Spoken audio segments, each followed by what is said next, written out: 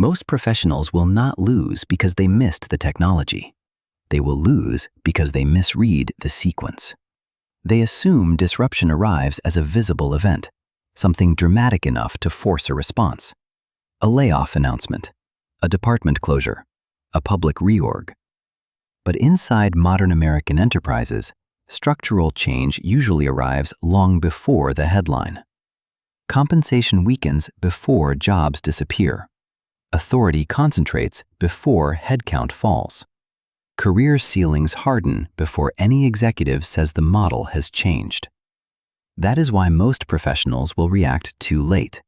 They are watching for elimination when they should be watching for compression. They are waiting for a formal signal when the real signal is already embedded in budget behavior, approval flows, software purchasing, and management design. By the time the threat is obvious, the repricing has already happened. The modern enterprise does not need to fire everyone to change the economics of work. It only needs to reduce the strategic value of broad layers of salaried labor. Once that happens, everything else follows. Promotion velocity slows. Scope expands without proportional pay. More output is expected from flatter teams. Hiring becomes selective. Backfills become harder to justify. Eventually, the role still exists, but its bargaining power does not. Most professionals miss this because they interpret stability as safety. If their title remains intact and their company has not announced cuts, they assume the market still values their role the way it did 2 years ago. That assumption is now dangerous. In many firms, labor is being evaluated less as expertise and more as measurable throughput inside controlled systems. That distinction matters. When work becomes measurable, it becomes comparable. When it becomes comparable, it becomes benchmarked. When it becomes benchmarked, it becomes procurable. And once it becomes procurable, compensation stops being anchored to effort, loyalty, or experience. It becomes anchored to replacement economics. This is where most professionals react too late. They respond only after replacement economics become visible in their own role. But by then, the company has already learned something more important than how to automate a task. It has learned that output can be maintained with less organizational dependence on the person producing it. That is the true shift. Not task substitution, but dependency reduction. In the old model, many mid-career professionals were paid not only for what they knew, but for the friction they helped absorb. They coordinated across teams. They translated ambiguity. They kept projects moving.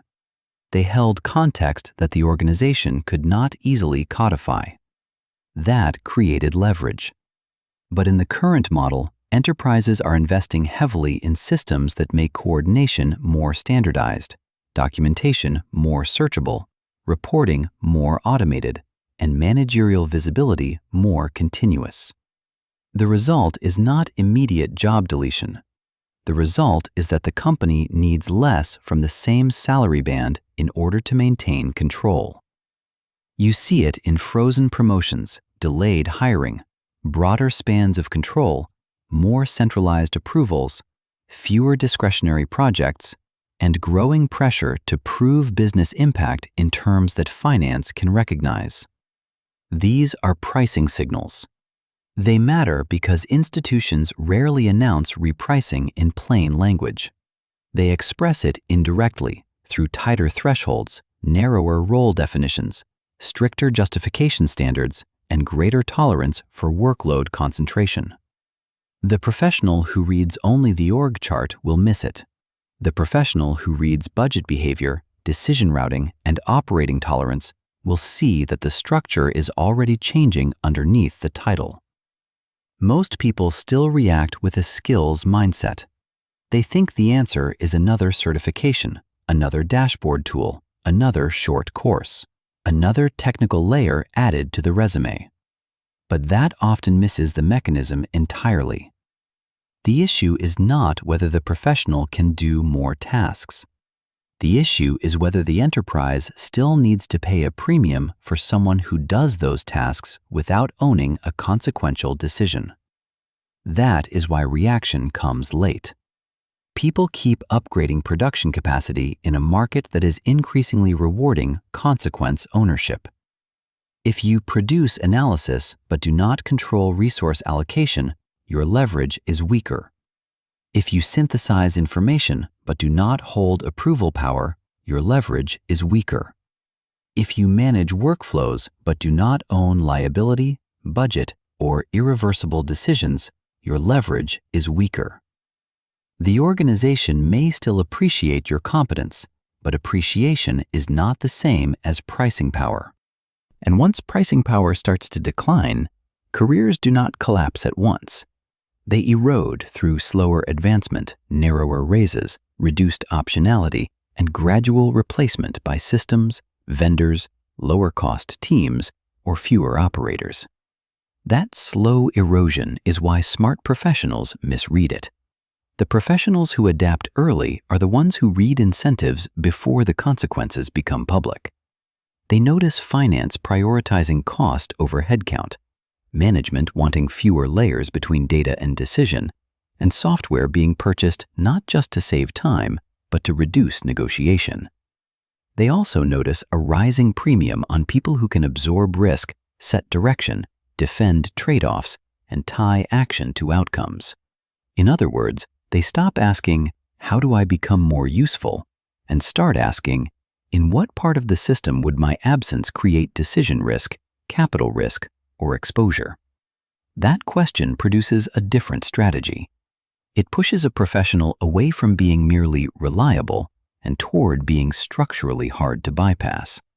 It favors roles closer to budget ownership, governance, vendor control, revenue accountability, risk adjudication, and cross-functional consequence. Most professionals will react too late because they wait for personal pain before acknowledging structural change. They wait until the promotion does not come, the bonus disappoints, the scope expands without recognition, a software layer takes over work they thought made them indispensable, or a reorg reveals that their contribution was valued but not defended economically. By then, the market will not be introducing change, it will be enforcing it. The real divide over the next few years will be between people who understand how enterprises reprice labor and people who interpret career risk through effort, loyalty, and gradual progression. The first group will reposition while optionality still exists. The second group will move only after the system has already moved against them.